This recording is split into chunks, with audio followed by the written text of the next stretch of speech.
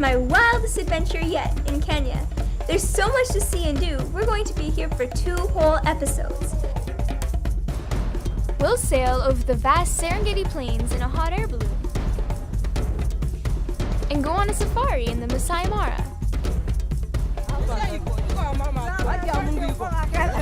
We'll meet the fascinating and colorful Masai people in their remote village.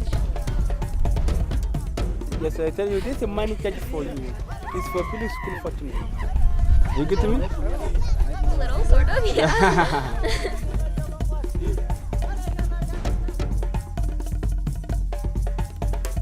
Plus, we'll interview Africa's most popular singer-songwriter, Eric Wainaina. So join me and my untamed camera guy, Robin, as we explore Kenya on this episode of Shea's Rockin' World Tour. Everybody wants to be famous. Everybody wants to see their face on TV. To me, it's always very little. I'll be fine here in the middle, as long as I'll be noticed by you. Everybody wants to be famous. Everybody wants to be famous. The continent of Africa, mysterious and vast. I've always wanted to visit Kenya. Since I can remember, the chance to go on safari, to see animals in the wild, has meant something really special. I couldn't wait to see if what I had imagined would really happen during my visit. We arrived in the capital, Nairobi, a crowded and bustling city of nearly 4 million people. It was hard to believe that Nairobi grew out of an uninhabited swamp when it became a railway center right at the turn of the century in 1899. I was excited to head out into the country to begin my safari. We soon found ourselves on a little wee plane into the interior, and one little plane wasn't enough to take us to the remote area we're headed to. Like explorers of old, we're heading to the Masai Mara, the immense grassland of the Serengeti plain. This ride is kind of rough. I'm feeling a little bit sick. We've gone up and down about 3 times now or something, so I'm kind of clutching onto my seat. So, you can see that on this show, we're not afraid of letting you see some of the challenging features of world travel. I was quite proud of myself. I didn't throw up. Feet back firmly on the ground, we were met by our safari guide from Steambok Tours. I knew when I met Paul that we were really going to get along. He was a little nervous about being on television, but he sure knew where to find the animals. Once Paul picked us up at the remote airport, he drove us to the incredible Kikarok Lodge, the home base for our safaris. It's really pretty. It's like really African.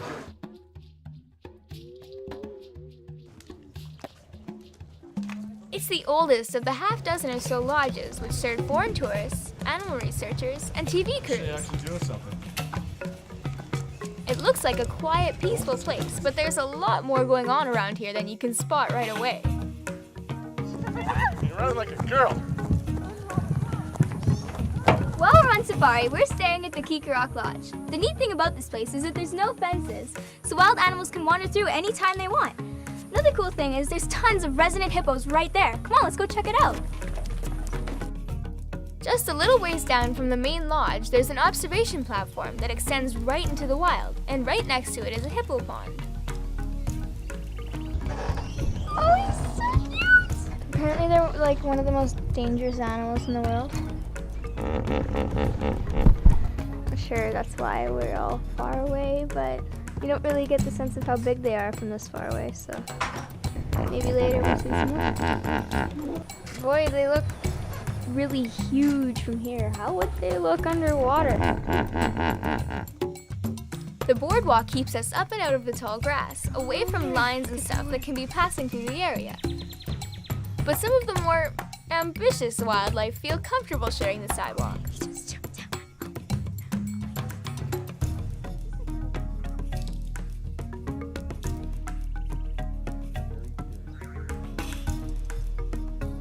You never know who's gonna drop by.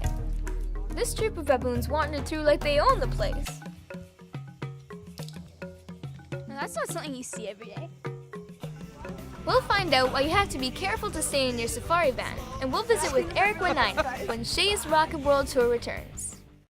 Everybody wants to be famous. I don't know exactly what we are going to see. I cannot predict. Oh, yeah. Yeah, but we might see lions, giraffes, and boovaroos, and elephants. Let's get started and get moving. Okay. Before we left on our first safari, Paul explained that even though the animals sometimes seem quite tame, you can't ever take your safety for granted. When we go on safari, we have to stay in the safety of our van because this tall grass is a great place for lions to hide. Well, we just spotted our first big animal, the elephant. He looks pretty lonely out there. Paul says that's because he's a rogue elephant, and the other elephants in his family rejected him because he probably fought too much. He's one of the more dangerous elephants. I thought it was interesting that the group of elephants would shun the one that couldn't get along with the others. Oh, there's all of those elephants over there. Even in the animal kingdom, it's not a good idea to be difficult or to have a bad temper. Can you believe we're this close to these amazing animals? Look at the really little one over there. The elephant is the largest animal that lives on land. They say elephants can weigh as much as a school bus. Danger. Elephant crossing. Like I said, Paul really knew how to find the animals. We only drove down the road a short way from the elephants and we saw our first giraffe.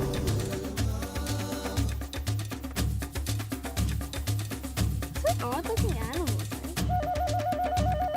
They just don't give a care in the world that we're here. It's awesome. They seem really peaceful and graceful. They make almost no sound at all.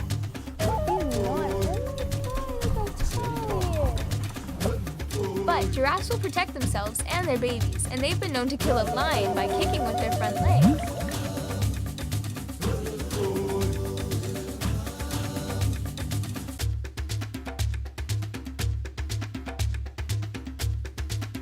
The wild animal traffic out here is unbelievable. Danger. Ostrich crossing? We got the chance to learn about an important conservation organization here in Kenya, the David Sheldrake Wildlife Trust and his Special Orphans Project. For 30 years, David Sheldrake was warden of Tsavo East National Park. He and his wife Daphne were particularly concerned with protecting orphan baby elephants and rhinos. Will this become much bigger? Huge, and it's like a baby. The moment maybe want to go. Each one of these elephants is an orphan. It's a lot Each of day, milk. these babies are fed till they just about burst. Then they're returned to a more natural environment so they don't become too tame to release later. We have actually to make sure that they have completely been integrated into a wild group. Raising these orphans and returning them back to the wild is much harder than it seems. Each success story is so important to the people involved in this project. Sometimes it's hard to gain the trust of the elephants they're working with. Also, we depend so much on the other elephants because when they see the other elephants trying to live just normally with us, they tend to emulate them and eventually they gain trust with us, and that's why we actually succeed in trying to raise these elephants up. The staff that looks after the elephants need to know a lot about their behavior. Although elephants are very, very uncomfortable when they're seeing one of them lying down because most of the time elephants really go down to sleep, you know. They don't lie down to sleep because it's kind of very, very difficult for them to raise up, maybe to stand up. So what happens is that mostly they will sleep while standing, or maybe if they are in a big group and maybe their safety is guaranteed, that's when you'll see them, maybe one of them lying So down. they're very careful. The public can only visit the babies for about an hour a day. So just like normal babies, they always want to play when they are happy. That's why we have a soccer ball for them. If they get so much used to the soccer ball, it will mean that when we get them back into the wild, what will happen, we shall always be buying soccer balls and throwing them into the wild so that they can keep on playing. And you see, our main objective here is to have them retain their natural instinct so that they can live out there in the wild without any problem. There's tons more info about the Wildlife Trust and the Orphans Project on the website. I got really choked up when I read some of the early going and learned more about their important work. People like David and Daphne Sheldrick work hard to protect the wildlife of Kenya. You can help sponsor one of these adorable orphans. Visit www.shaysrockandrolltour.com with a link to the Elephant Orphanage website. We'll get some more safari action, visit a remote Masai village, and get up above it all. When Shea's Rock and Roll Tour returns after this. As long as I'll be noticed by you. Well, it's 5:30 in the morning and we're in the van on the way to our hot air balloon ride with Trans World Balloons. And it's going to be amazing. We'll see the sunrise and we're going to have a flight, and then right after we're going to have a champagne breakfast. Of course, the crew will have a champagne breakfast and I'll have orange juice. Morning, everybody.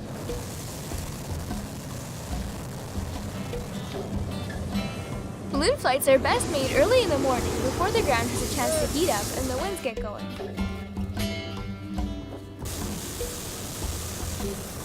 We take off right at sunrise, and it's a sight I'll never forget. Welcome to the magic of ballooning, everyone. It's Masai land, and it's spotted, which is what Mara means, so they call it Masai Mara, spotted land. These grasslands go off into the distance in every direction, and there's life everywhere you Tree on the look. left side of the trees there. Maybe the rest of the family's in there. Elephants, ostrich, and a massive giraffe. Or is that a herd? Captain Peter has flown over this land every morning for the last 15 years, so he can really spot the wildlife. Oh, right in front of us, guys. Looks like a rhino right in the middle of the next field. Where? He spotted this rhino long before any of us could see it. We were really excited because we hadn't been able to find one from our safari van. Once they see us, then they're not too bothered. It's always a bit of a novelty to fly the balloon into the middle of nowhere and have breakfast. The vehicles follow us, otherwise it's a long walk back. Maybe even your last. Anybody getting hungry? Captain Peter landed without even a bump. Everybody. So a little breakfast from I'm so hungry after that balloon ride. This is going to be awesome. I'm so excited. The first balloonists never really knew where they were going to land or whose land they'd come down on. So the early pilots always carried champagne to say thank you to the landowners. Hey! Cheers, everybody. To a lovely balloon flight. A nice morning. It's amazing how great food tastes when you're outside, and we're way outside. But we're dining in style. It was just fantastic having the chance to fly in a hot air balloon and to see the wonders of the Masai Mara from above. It was everything I dreamed it would be, and Captain Peter was an awesome guide. Enjoy your travels. Music is often an expression of the artist's deepest feelings and concerns, and that is certainly the case with the incredible Eric Wainaina, who combines a deep love of his country with a desire to create change for the better. Eric was generous enough to invite us to his home in Nairobi. Well, we're here in Eric Wainaina's garden in Nairobi. Eric is the most popular singer-songwriter in Kenya and possibly even all of Africa. Thanks for having us here. It's good to be here. You're welcome. I realized I said it's nice to be here, but you're at my place, so yeah. And I couldn't remember the next part. I wanted to talk to you a little bit about your lyrics. A lot of them have to do with social issues in Kenya. Instead of turning our violence on our anger on each other, we need to find out exactly what's the cause of the anger in Kenya. Who is to blame? Who's behind this? Is there any song in particular that's really important to you? One is called Nchi ya Kitu Kidogo, which in Kiswahili means the country of small things. It's a euphemism for bribery. That song addresses the vice of corruption and the fact that it permeates all areas of society in Kenya. How was that song received?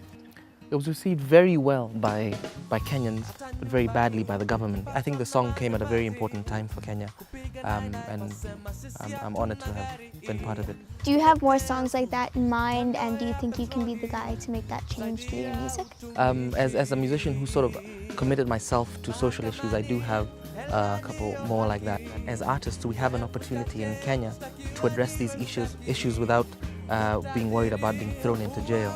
I was honored that Eric shared his time with us. He's so deeply committed to seeing conditions improve in Kenya and is able to use his incredible musical talent to raise important issues with his fans.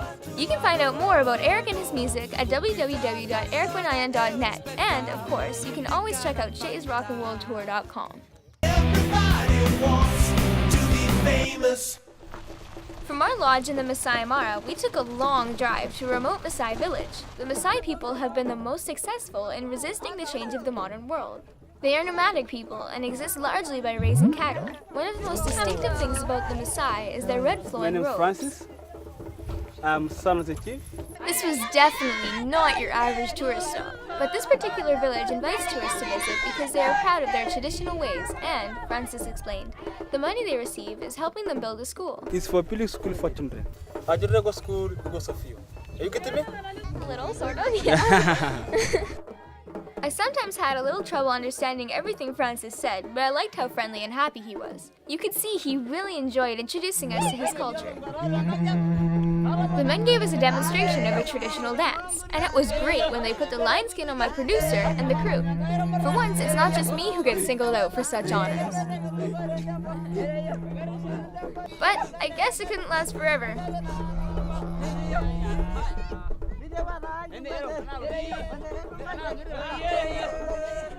Okay, is it somebody else's turn now? I never thought I'd be wearing a lion skin on my head.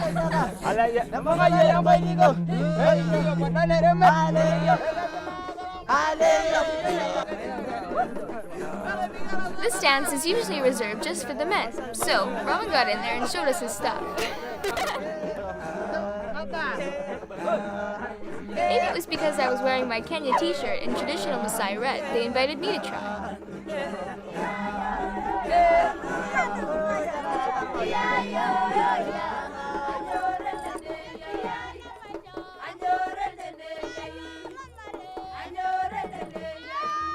Before too long, the women of the village treated us to a welcoming song, and then we were led inside the thicket fence that surrounds the village to protect it from lions. More than 70 people live in this village, and they have retained many of their traditional ways. The people live in huts made mostly of dung. Yes, I said dung. Can we see the inside of the houses? Okay, welcome. I was curious to see inside the house, but it was really very dark inside. The Masai eat almost no vegetables, depending totally on their herds of cattle for survival. Problem. Drink it? Yes. Okay. Hakuna matata. Before I came to Kenya, I had read that they sometimes drink a mixture of milk and blood. That was kind of on my mind when Francis offered me a drink. I'll admit, I was pretty suspicious. What is that? Milk. Milk? Yeah. It was just milk though, although a little warmer and lumpier than I'm used to. Wow. I tried really hard to be polite, but it wasn't easy. After we visited their marketplace, it was time to leave. We had to be outside the gate by sunset so that they could put up the lion barrier. Okay, just go to the market. Okay, use your eyes, choose your things to give you a good price. Come on, look first. Okay. They're pretty. Oh, they're pretty.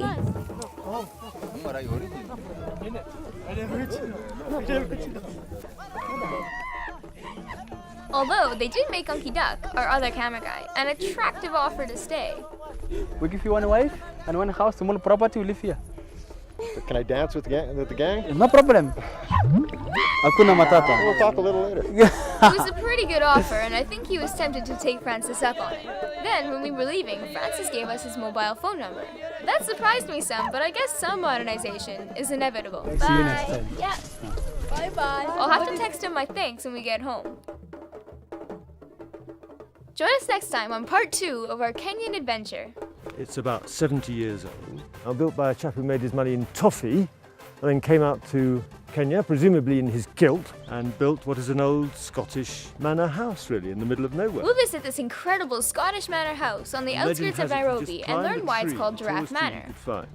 And looked around and said, yes, that's where I'll have my manor house, over there. We'll have more of my visit with Eric Wainaina. When I lie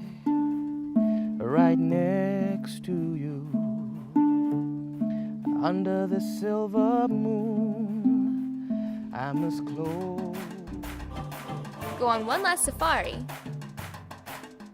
and we'll look into some of the conservation efforts that are taking Kenya's tourism into a bright future.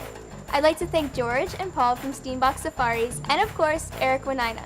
Be sure to join us next time on Shea's Rockin' World Tour. Oh, yeah. I got it right that time, right? It's going to take a few takes because it's a very long line. What's that sound? Sorry. Well, hi. With the Shea's Rock and Roll Tour. Do you want me to die? Rolling!